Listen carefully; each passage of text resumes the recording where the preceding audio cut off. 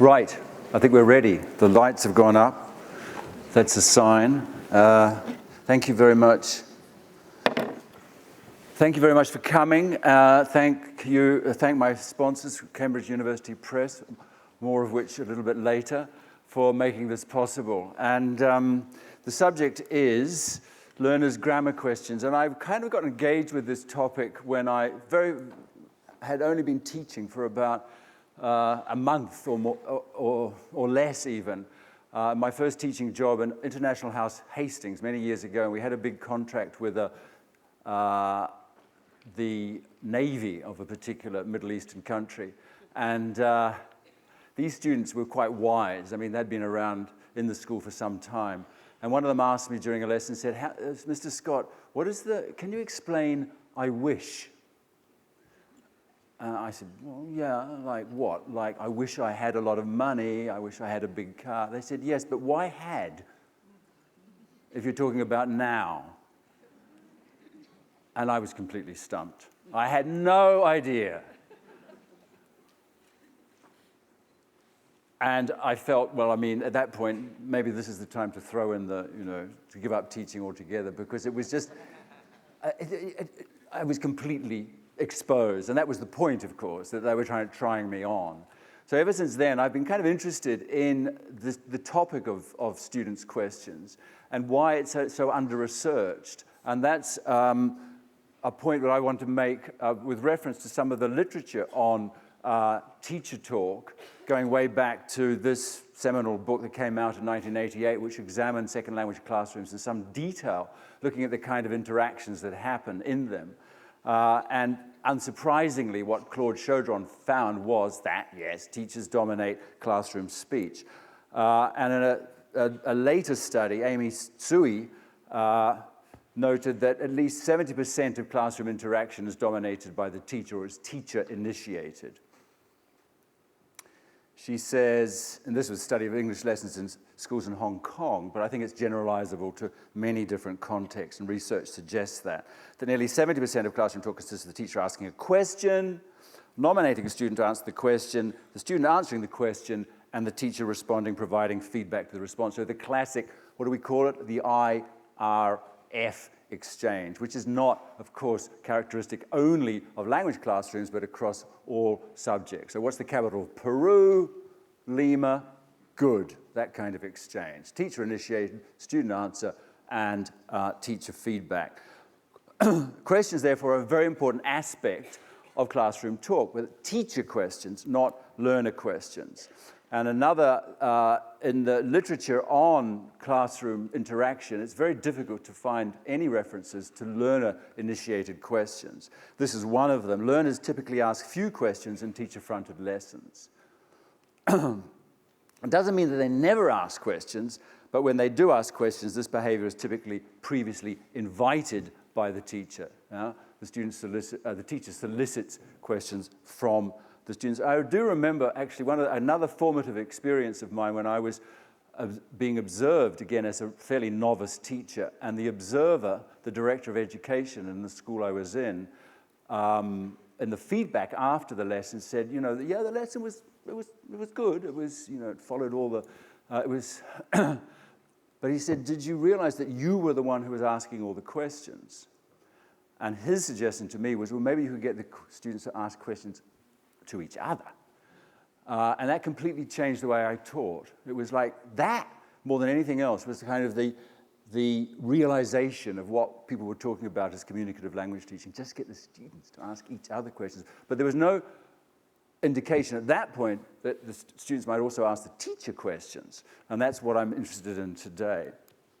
And then again, further evidence to suggest that this is in mainstream education, not ELT education, that from all the studies of classrooms, students ask remarkably few questions and even fewer in search of knowledge. This is why it's actually quite a hard thing to research, because you'd have to gather so much data of classroom interaction to capture just the 1 or 2 student questions that there are. It was very interesting actually yesterday at the presentation given by Nick Andon and Danny Norrington-Davis on how to deal with emergent language in the classroom. And they actually had identified in their data what they called, are they here? What they called preemptive learner intervention. So preemptive learner intervention is one that the learner initiates by perhaps just simply using a rising intonation while they're trying to say something. So I couldn't get to the airport, so I had to phone for a what? And so where they, in a sense, eliciting from the teacher. And they did find in their data, particularly where learners are off the hook, as it were, and allowed to communicate in the context of a more task-based approach, that the learners will occasionally solicit help from the teacher, which is, again, a sort of a form of teacher question. But as I say, you would have to get a lot of data to find enough evidence to even begin to categorize the kinds of questions that learners ask. So I'm throwing that out to you, those of you who are maybe doing classroom research, that would be something, if you do have access to a lot of data, that you might want to investigate. And I'll add as a proviso that none of what I've got to say is based on my own research, apart from library research. But my intuitions about the kinds of questions that learners ask, I'll share with you in a minute. Another study, again an ELT this time, showed that of classrooms in Canada that, again, just to reiterate the point, that teachers asked all the questions and students were really given time to formulate answers. So it's not just a case of the teacher asking the questions, but the teacher is not even waiting for answers. There's no response time or wait time. So my sort of being introspective about the kinds of questions that I imagine students do ask in the classroom, or in my experience that I've observed students asking, fall into perhaps 3 major types. So the kind of social questions they ask, like, how are you? What's that? What have you done to your hair? The procedural questions, like, what page are we on? Do we write it? If after the instructions for a task, or that kind of thing. Will it be in the exam? And then the ones that I want to focus on today is the kind of pedagogical questions, the questions related to language specifically, and primarily to vocabulary or grammar, although it's possible to imagine there will be questions about pronunciation and other aspects of linguistic systems. And again, I'm throwing this out as a theoretical model of the kinds of, or taxonomy, if you like, of the kinds of things that might come up. This is to be researched. And questions, the questions that students ask are likely to take about the pedagogical questions, particularly about grammar, probably will take a certain structure or format. There'll be certain types. For example, how do you say X in English? So how do you say X being the word in the learner's first language? And what does Y mean, being find about a vocabulary item in text, for example. Then questions about the possible options. And so, for example, can you say, I have been to China last year, kind of thing, or is that wrong? And questions about the difference between, what's the difference between, for example, will and going to, which I have heard students ask when they're being presented going to, but they've been taught previously will, for example. And finally, possibly these kind of more challenging questions. You said X. You said we never say, but here in the text there is Y, kind of thing. Possibly. But those are, as I say, those are the sort of hypothetical question frames, and I'll come back to those later when we talk about the pedagogical implications, because if we want to encourage learners to ask questions, perhaps these are the kinds of structures that they need to be taught, or that they need available in the classroom. So what are the teacher's typical responses then? to student-initiated questions. How do teachers typically respond? And I'll give you a second or two to think about that in your own experience of teaching or observing classes. How do teachers, or how might teachers respond to a teacher, to a student-initiated question? That is to say, what are the options that typically face the teacher when an unsolicited question comes from the class? So just I'll give you a couple of minutes, think about that, and talk to your neighbor, yeah? And then I'll try and stop you. Off you go, 2 minutes.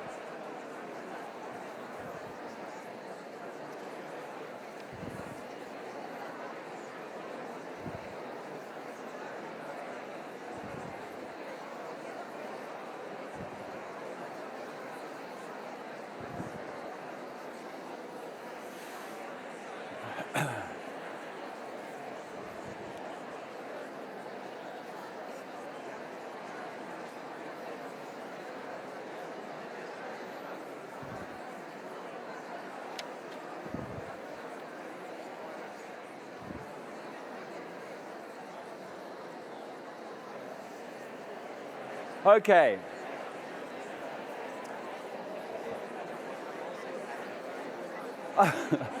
Okay. Okay, anyone want to shout out any possible options that the teacher might respond to a question like, why do we say had and I wish I had? They might avoid it. They might avoid it. They do avoid it. Absolutely. So avoidance would be, a strategy, particularly if you are an inexperienced teacher and you're not that on top of the grammar. Absolutely. Change the subject. Avoid it. Any other strategy? Any more positive strategies? Postpone it, exactly. So I'll come back to you. Absolutely. I'm not quite sure, but I'll get back to you. Yes, you might say, well, actually, that's not important at the moment. So you're teaching the days of the week, and somebody says, what's the day after Tuesday? You say, well, we'll talk about that later. It's not a high frequency. Throw it back at the students, exactly. We'll talk about that. That seems to be a very productive, useful strategy. So throw it back, yeah. So yes, I mean, those are the sort of things I came up with. That one is, of course, if you know the answer, to give the direct answer. That's a very positive strategy, and if it's appropriate and it's not interrupting the, or hedge, it's not relevant, I'll get back to you, etc. Some kind of avoidance strategy. Maybe asking for more information. So hang on, what's the context? Can you give me more information? It's often the case that students' questions are decontextualized. What does would mean? Well, give me a sentence. Show me where it occurred in the text, that kind of thing. And that also has the advantage of giving you more thinking time. And then the strategy was mentioned here, throw it open to the class. So anybody got an answer to that? That's a great strategy, because it's immediately allows other students to become involved, and hopefully somewhere in the class somebody does know the answer. It also gives you thinking time. And then throw it back to the individual student. So, well, what do you think? Yeah? Why is it had? You tell me. Or this is a very good strategy for at the end of a talk, when somebody asks a difficult question, you say, well, why are you asking that question? So throw it back. So these are options, certainly. And again, it would be interesting to research this to see what kinds of options novice teachers preferred as opposed to experienced teachers. I think the important thing is to emphasize that there is never a right answer to a grammar question. as Diane Larson-Freeman says, that their teachers and students need to know that, with grammar, it's not a linguistic straitjacket. It's much more flexible. And this reminds us of the distinction, I think, that R. Close made way back in 1966, the difference between grammar as fact, that is to say they are facts about grammar, like the past tense of irregular verbs end in ed, and grammar as choice. That is to say you can choose between I am living in Spain or I live in Spain. They're both well-formed, but they have different effects. And a lot of grammar is grammar of choice. Think of modal verbs, for example. Think of the choice of different future forms. Think of the choice even between definite and indefinite article. These are questions less of the facts of the grammar than choices. So that's why you do need context to be able to answer those kinds of questions. So what I'm going to suggest, there's another option, actually, I hasn't mentioned. I remember, I don't know whether it still exists, there was a school in London called the Callan School, which was unapologetically behaviorist in its methodology, even into the communicative approach. And in their publicity, their advice to teachers was, if a student asks a grammar question, answer it by talking very fast using very difficult language. And they'll never ask a question again. So that's another option. Okay, so if I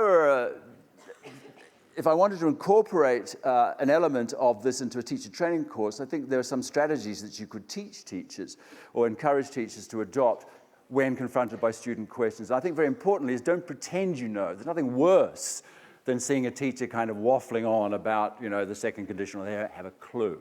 Don't. You won't earn points by pretending. If you say you're going to get back to them, do try and remember, get back to them subsequently. Don't turn a question into a long dialogue with just one student. Try and involve the others. And again, some teachers who are very focused on teaching grammar have got a sickness to teach. Will use the question of the student as an opportunity to display all that they know about the present perfect or whatever. I was researching for another talk that I'm giving on Saturday about teaching English in difficult circumstances. This seminal book by Michael West in 1960. He says, then, a marked enthusiasm for grammar is one of the commonest symptoms of a bad teacher. So don't show your enthusiasm for grammar too much by turning that student's question into an excuse for a lecture. Okay, further strategies. If you're in position of you could use translation, in other words, if all the students share the same mother tongue, then of course it's an option where students ask questions, particularly about vocabulary. How do you say or what does mean? But of course, don't use that strategy unless you're really equipped to do so. Elicit the context, as I've said, and encourage questions. And this is the point where I really would like to emphasize now, that questions from the students are not to be avoided. They are a sign of engagement, curiosity, and a good learning strategy.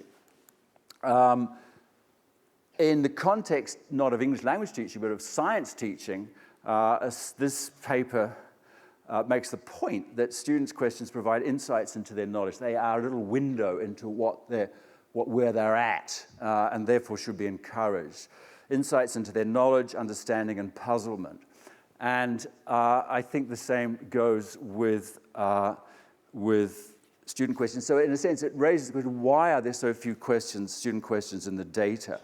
Are we not encouraging them to ask questions enough? And in fact, if you look at the data into learning strategies or into the literature of learning strategies, I did find this reference in O'Malley and Chameau in 1990, listing all the learning strategies. And one of the learning strategies, a positive learning strategy, is questioning for clarification. That is, where students ask for an explanation, verification. It's a good thing. Good learners do this. If they don't ask the teacher, they ask each other, or they'll consult a reference or whatever. But posing questions is a good learning strategy, something we perhaps need to encourage. And one of my favorite books on education generally, which came out years ago, makes the point that a curriculum should be based around questions. Any curriculum for a new education, would have to be centered around question asking. They don't specify necessarily the learners asking questions, but I think that's implied. So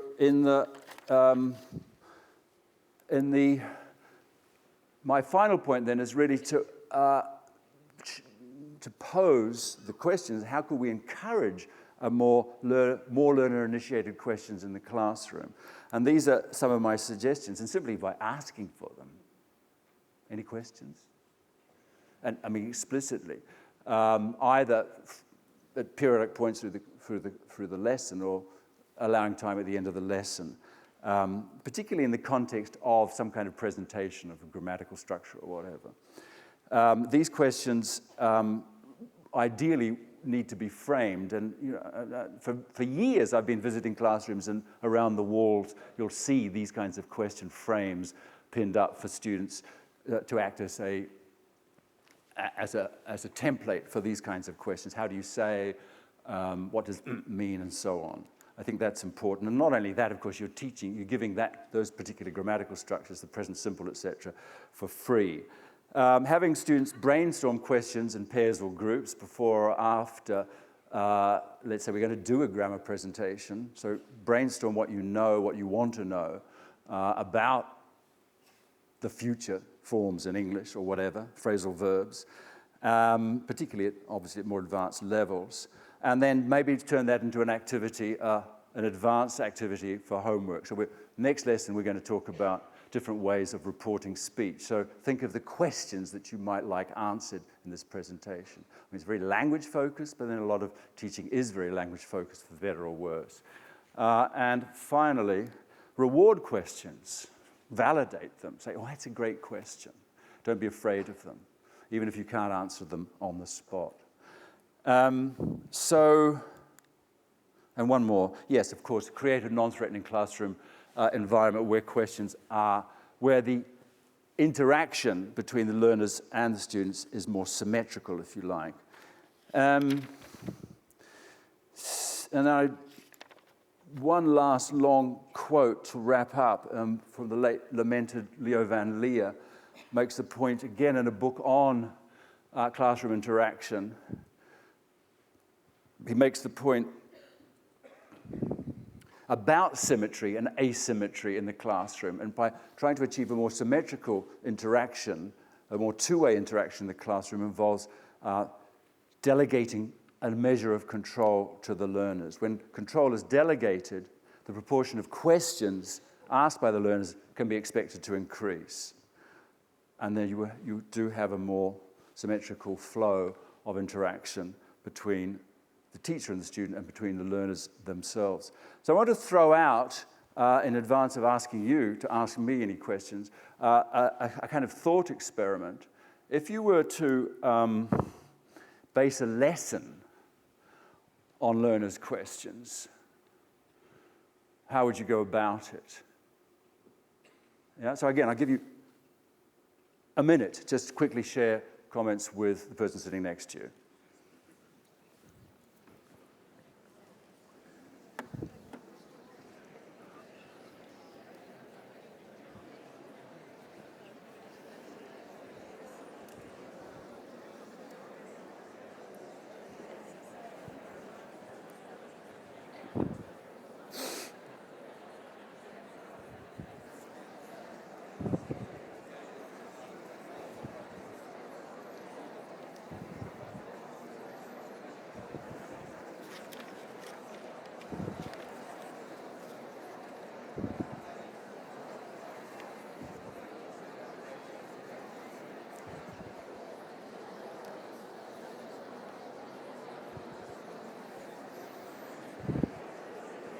Okay.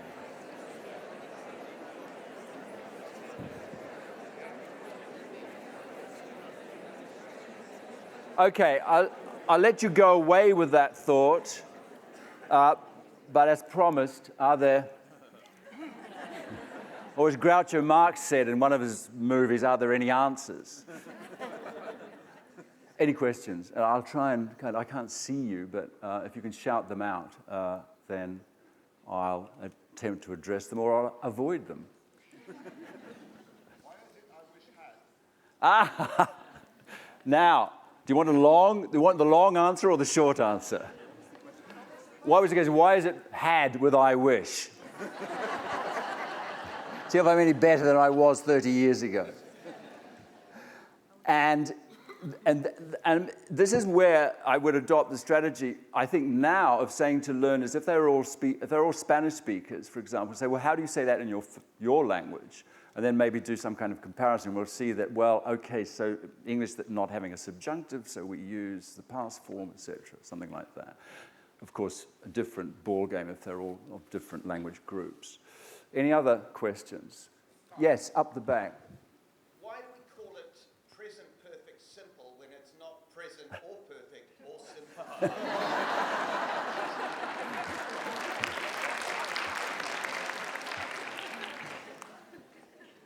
And I would answer, almost, you're almost right, but it is present, and that's the key thing about the present perfect. It's that focus on the presentness. So let's look at some examples and see what's present about them. But you're right, it's certainly not simple, nor is the present simple simple.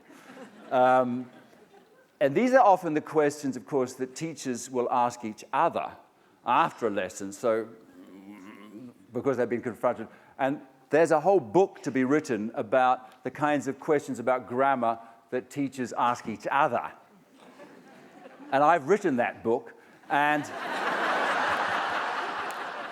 this is not a promotion, but at the stand this afternoon,